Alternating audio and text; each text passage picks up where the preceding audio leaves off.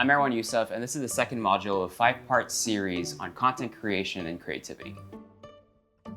In today's class, we'll set the context for the following lessons by looking at the history of content, why it's so important, and why it's so popular today.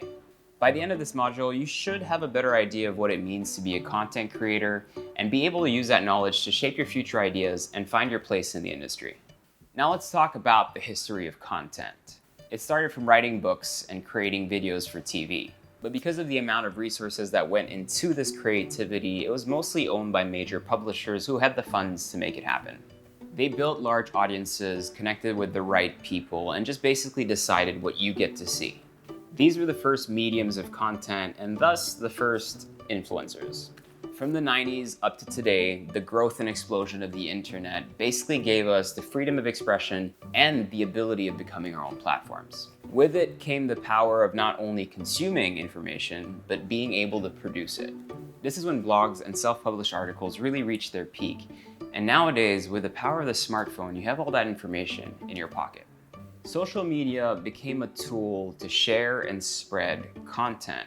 Personal accounts actually started developing some sort of unique branding to stand out. Companies moved online, and magazines, for example, went from hard to soft copy. The amount of entertainment or information grew expansively, coming to a point where it's maybe become a little oversaturated.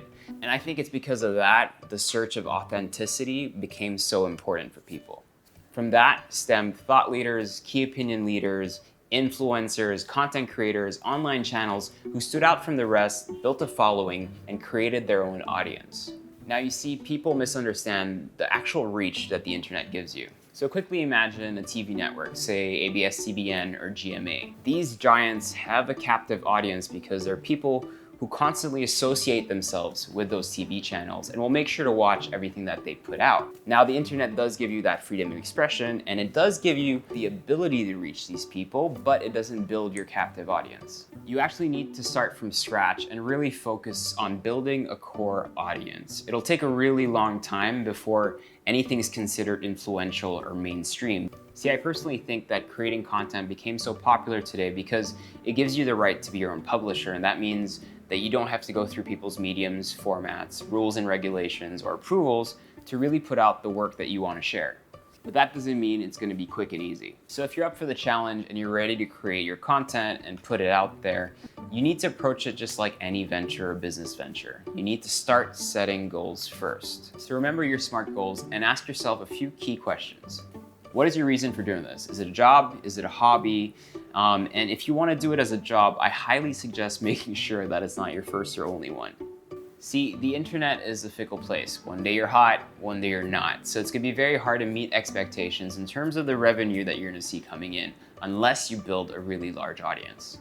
So what are some unique skills or passions that you think you can convey to your audience? It's very easy to say that you want to be a travel vlogger or blogger, but ask yourself, what do you actually bring to the table? What makes you unique? What makes you different? And more importantly, what's your voice going to be like? If you're working for a brand or you're trying to develop one, yes, it's very easy to say that we need to be online because everyone's doing it. But without a sound strategy behind it, or asking yourself, what exactly are you trying to achieve? I don't think you'll get anywhere. Obviously, you want to be more discoverable. Obviously, you want to make more revenue. But at the end of the day, your online strategy should be set on goals and values that are much bigger than that. So by now, you should understand what makes content and what makes a content creator. Have a bigger picture of the content industry, and you should be able to see yourself having a place in that world. Know why you want to do it and what do you want to get out of it. So if you know why you want to start creating content and you know what you want to come out of it, the next step is to start crafting a brand for your ideas. This not only sets you apart, but it creates a structure that all your ideas will be built around. But we'll get to that next time.